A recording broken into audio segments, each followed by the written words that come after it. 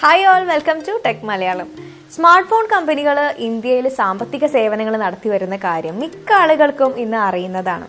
ഇപ്പോൾ ഷവോമി അതുപോലെ തന്നെ റിയൽമി ഒക്കെ അവരുടെ കുറച്ച് മാസങ്ങൾക്ക് മുമ്പ് ഇവർ ഇത്തരത്തിലുള്ള സർവീസുകൾ സ്റ്റാർട്ട് ചെയ്തിട്ടുണ്ടായിരുന്നു. അതായത് ഇപ്പോൾ ഷവോമിയുടെ ആണെങ്കിൽ മീ ക്രെഡിറ്റ് എന്ന് പറയും, അതുപോലെ റിയൽമിയുടേത് റിയൽമി പേസ എന്ന് പറയും. ഇതിനെക്കുറിച്ചുള്ളൊരു വീഡിയോ ഞങ്ങൾ മുൻപ് ചെയ്തിട്ടുണ്ടായിരുന്നു. സോ ഇതിനൊക്കെ ശേഷം തൊട്ട് പിന്നാലെയായിട്ട് ഇപ്പോൾ ഓപ്പോ എന്ന് പറയുന്ന സ്മാർട്ട് ഫോൺ ബ്രാൻഡും ഈ ഒരു സർവീസ് ആരംഭിച്ചിരിക്കുകയാണ്.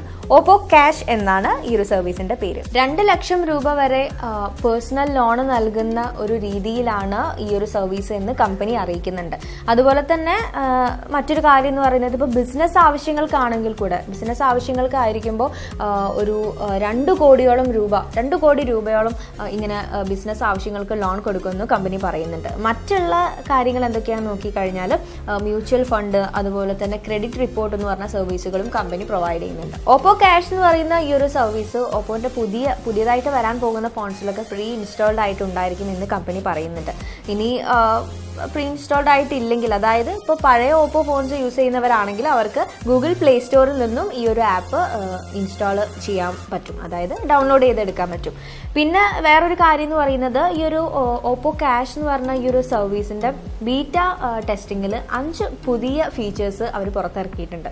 ഒരു 6 മാസത്തിനുള്ളിൽ നമുക്ക് ഈ ഒരു സർവീസ്, ഈ ഒരു ആപ്പ് പൂർണ്ണമായിട്ടും സ്റ്റാർട്ട് ചെയ്യും എന്നാണ് അറിയാൻ സാധിച്ചിട്ടുള്ളത്. ഈ ഒരു സർവീസിലൂടെ സാമ്പത്തിക അടിസ്ഥാനത്തിലുള്ള സേവനങ്ങൾ നൽകുമെന്നും, അതുപോലെ തന്നെ ഒരു 5 വർഷത്തിനുള്ളിൽ 10 ദശലക്ഷം യൂസേഴ്സിനെ പ്ലാറ്റ്ഫോമിൽ എത്തിക്കുക എന്നതാണ് കമ്പനിയുടെ ലക്ഷ്യമെന്നും പറയുന്നുണ്ട്. 50,000 കോടി രൂപയുടെ ഫിനാൻഷ്യൽ സർവീസുകളാണ് ഇതിനായിട്ട് അവർ ഉപയോഗിക്കുന്നത് എന്നാണ് കമ്പനിയുടെ വൈസ് പ്രസിഡന്റ് ആയിട്ടുള്ള സുമിത് വാലിയ പറഞ്ഞിട്ടുള്ളത്.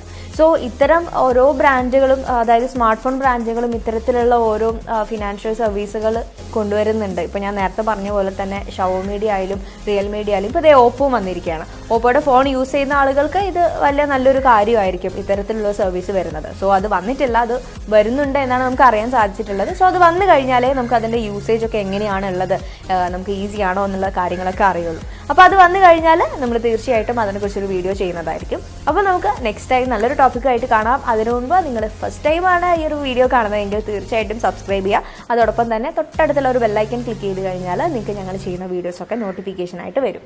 അതുപോലെ നിങ്ങളുടെ അഭിപ്രായങ്ങളും നിർദ്ദേശങ്ങളൊക്കെ താഴെ കമൻറ്റ് ചെയ്യാം. അപ്പോൾ നമുക്ക് വീണ്ടും കാണാം. ബൈ.